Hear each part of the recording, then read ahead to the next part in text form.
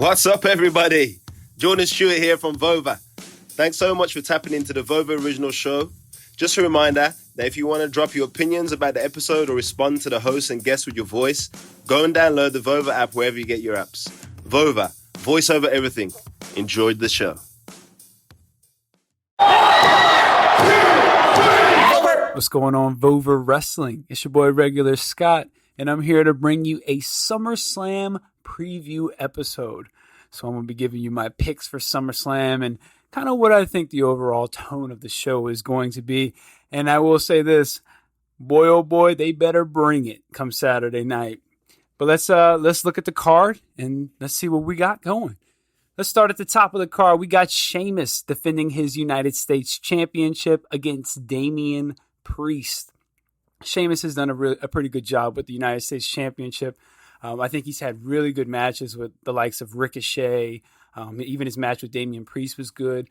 I actually enjoyed the little mini feud he had with Humberto Carrillo. I thought that was really well. I thought that was probably the most entertaining Humberto's been since he's debuted on the main roster. So I've enjoyed his run, but I think they're really high on Damien Priest. You know, they gave him the spot beside Bad Bunny. That's a big marquee matchup. And I think this is a good opportunity for him to get a big win on a big stage. I don't feel like they've done him perfect. They haven't done him wrong yet. You know, they haven't Keith Lee'd him yet, but they haven't done him perfect. And I think this is a good opportunity to really steer him in the right direction. So I got Damien Priest coming out of this as your new United States Championship. And I think this is just the start of what could be a really good year, 2022 coming up for Damien Priest. Next up, let's go to the ladies. We have a match that's going to be, it's going to split a lot of people down the middle, or it might not even be split. It might be like a 70-30, but we have Alexa Bliss taking on Eva Marie. Not expecting much of a match here. I expect this to be a lot of sports entertainment nonsense, a lot of gimmicks going on. The one thing I do expect out of this match is I expect Doudrop to not only smack the piss out of Eva Marie, but also to tell her that my name isn't Doudrop, I'm Piper Niven. So I expect her name to come out. Alexa Bliss, I think, will pick up the victory. Doudrop's going to drop Eva Marie, and we're going to be introduced to Piper. And I think she'll have a good run on the roster. She's got a different look. She can go in the ring. I actually look forward to seeing what she can bring to the table. Next up, we have Drew McIntyre versus Jinder Mahal. Two best friends who, you know, are guys who had to leave WWE, recreate themselves, recreate their figures, just their entire, everything about them. They both come back. They come back and they become WWE champions and have long title reigns. And, you know, this is a battle of two old friends who want to see who's the best. They've had similar career paths. And, you know, that's the story of this rivalry. Or at least that's what it should have been. That should have been the entire story, as these two friends who were in 3MB, you know, were at the bottom of the car, just the jobbers of WWE at the time. They leave and come back and both achieve the ultimate dream of a WWE wrestler, which is to be the WWE champion. But that wasn't the story. Instead, we focused on Drew McIntyre's sword. Yeah, that's what we focused on. And I don't have a problem with the sword entrance, the gimmick. That's fine, you know, especially if that's what Drew wants, you know, for his heritage. I'm cool with that. But the fact that that's the story when you have this great background between these two, really disappointing. I'm glad Jinder's not in the title. I'm glad Drew's not in the title picture. This is a good matchup for him and Jinder. Jinder really needs to bring it. Drew's is reliable. You know he's going to bring a good match on pay-per-view. This is a big opportunity for Jinder to put on a good matchup, a good work rate match. I fully expect Drew McIntyre to pick up a big victory here over Jinder Mahal. Next up, we have the tag titles. The Usos taking on the Mysterios, Dominic and Rey Mysterio. I thought it was a mistake to put the titles on the Usos, especially after Jimmy's DUI arrest. I didn't think that was a good look at all. I fully expect the Mysterios to win here. There has, you know, the storyline, you could see Dominic is a little bit more open to, he's getting a little bit more frustrated. He's getting a little bit more he's starting to feel himself a little bit. And I think this title run that they're about to go on, because I expect the Mysterios to win the titles here, I think this could lead to a Dominic heel turn down the road. I think this could see him getting cocky, getting really full of himself. And I could see something like that starting to play out, maybe even leading to an eventual Dominic versus Rey Mysterio match at WrestleMania, that would be incredible long-term booking and would be a fantastic story if they do it right. But I expect the Mysterios to pick up a big win here. I would be shocked if the Usos continue to reign supreme over the division. This would be a big win for Dominic and Rey.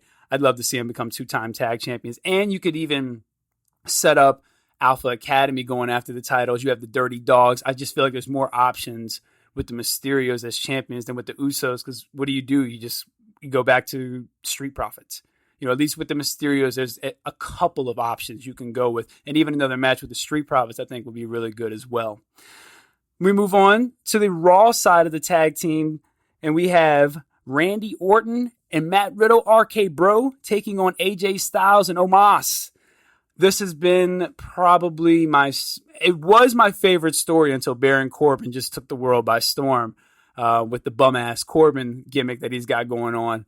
But this has easily been my second favorite story going right now. I love everything not everything, but about 90% of what they've done with RK Bro.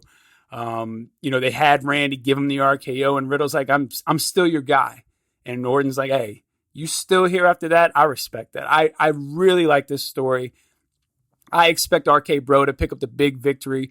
This is another feud, I think, or not even feud, but this is another story I think could run its course all the way to WrestleMania. You could let these guys have a nice, 3-4 month title reign. They lose the titles. Orton can turn on them, go back to his old ways. And I think Riddle could pick up a huge victory over Randy Orton, at WrestleMania. Or me personally, I would let them have a long, dominant title reign, make the heel turn mean something when Orton turns on Riddle, and have Riddle pick up a huge victory over Randy Orton at WrestleMania. I think there's a really good story there, especially with the backstory that they've told so far. The foundation is set. All they have to do is just let this story play out organically, give them a nice reign, and that match at WrestleMania will be special. I'm looking forward to that. RK Bro, new tag team champions. Let's go to the women's titles matches. We have Nikki Ash defending her Raw Women's Championship against Charlotte Flair and Rhea Ripley. They've tried to really make Nikki Ash this quote-unquote superhero. She picked up a big victory over Charlotte Flair on Raw, and then the next week loses clean to Rhea Ripley in the middle of the ring. The 50-50 booking is really hurting this feud. Rhea Ripley should be dominant. Nikki Ash, she shouldn't be losing. She should be picking up victories. Charlotte Flair doesn't need to pick up any victories. She can take a loss. Charlotte Flair is undefeated at SummerSlam. I think that continues. I see Charlotte Flair winning the title back. And I think this leads to Rhea getting her win over Charlotte maybe at the Royal Rumble. I think that would be a good time. You can let Nikki Ash get a rematch because WWE's going to have a rematch. And you save Rhea and Flair, keep them apart. You save that matchup for the Royal Rumble because Rhea has to get that big win over Charlotte. And I think Charlotte picks up the win here, gets her Raw Women's title back. On the SmackDown side, we had a match that was in question and wasn't quite sure if it was going to happen. Bianca Belair defending her SmackDown Championship against the woman that she made history with at WrestleMania and defeated to become new SmackDown Women's Champion, Sasha Banks. I fully expect this to be another fantastic match. They put on just a barn burner at WrestleMania, one of my favorite women's matches ever, just for so many reasons, just historic. It was a strong match. I loved it. It was great. It was fantastic. So I fully expect that to happen. I think Sasha Banks picks up the victory here. I think we have a new champion in Sasha Banks. And it would work for me. I would be okay with Sasha getting this victory back because this is a long-term story. They've kept these two apart since WrestleMania. And if they are smart and they keep them apart again until maybe like the Royal Rumble or something like that, I am A-okay with this and them building to that trilogy match. So I fully expect Sasha Banks to pick up the victory here. And Bianca Belair will have to rebuild herself and kind of reshape herself. and I think she'll get that win. I think we'll have the trilogy match at the Royal Rumble. I don't know who wins that, but I think that's where we get that trilogy. Or maybe Bianca goes back-to-back in the Royal Rumble. That would be something, too. I would be all for that, too. Sasha gets a long, dominant reign. Bianca says, I'm back. I want my title back again. Hey, here we go. So, yeah, Sasha Banks, I think, picks up the victory here. Now it's time to get to what I think are the three marquee matchups so far. Edge versus Seth Rollins. This is a match I think could end up being match of the night. I think this is a match that people will probably be talking about as far as work rate, the quality. I think this is the one. Two just masterful guys in the ring. Seth Rollins, he can do anything in the ring. Edge is he's a great storyteller. He's a vet in the game. He's got decades plus in it. I think this is going to be the match of the night. I'm really torn on it. I think Edge needs the victory more as far as, he's come on he's lost his last two pay-per-view matches. He needs a big victory to solidify himself. But man, what a big win this would be for Seth Rollins. I mean, what a huge victory.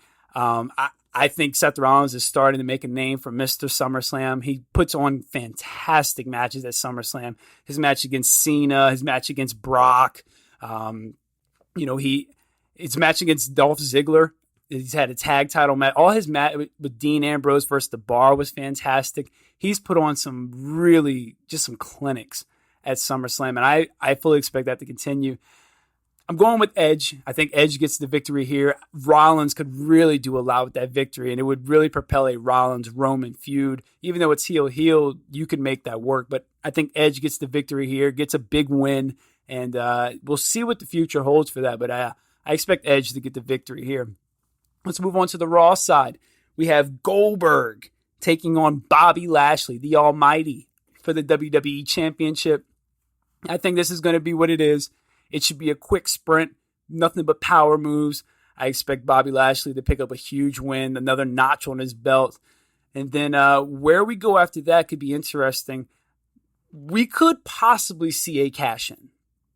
SummerSlam is going to need a big talking point coming out of it. It's something I've talked about on my 3 count. They're going to need a big talking point coming out of it. And I think Big E, Langston could cash in. It would fit the story of Bobby beating up the New Day. Goldberg could spear Bobby Lashley after the match, lay him out, jackhammer. Here comes Big E, cash in. New WWE champion. The New Day is reunited on Raw. I think it would be a huge, huge moment to talk about on SummerSlam, building towards the future. You have a new champion. You have something fresh to start off with. I think Bobby Lashley wins, and I'm going to call my shot. I see Big E cashing in that Money in the Bank championship. So then we've come to our main event, the biggest match on the card. Roman Reigns, the Universal Champion, defending against the returning John Cena, going for the record 17th championship. Now, the old he still is pretty petty, but if John Cena was full-time, he would 100% be winning this and getting his 17th victory, especially with Ric Flair showing up in other promotions. But I think Roman Reigns gets another big victory here.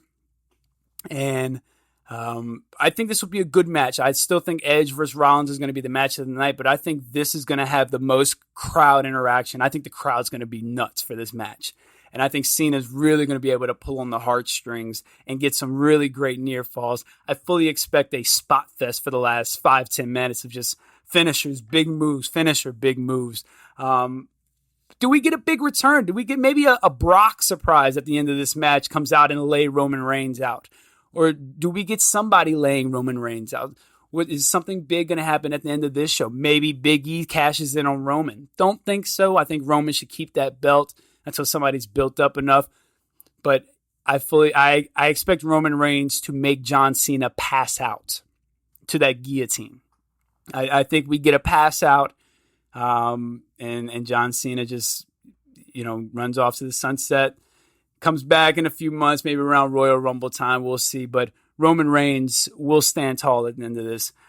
That's a big card, man. I didn't expect to go this long, but that's what we got. Let me know what you think about the previews. Hit me up on Twitter, Knee4 Marvel vs. DC. That's the number 4. You can find me on the Vover app at Regular Scott. And as always, y'all have a good time because we're going to have a good time until we talk to y'all next time.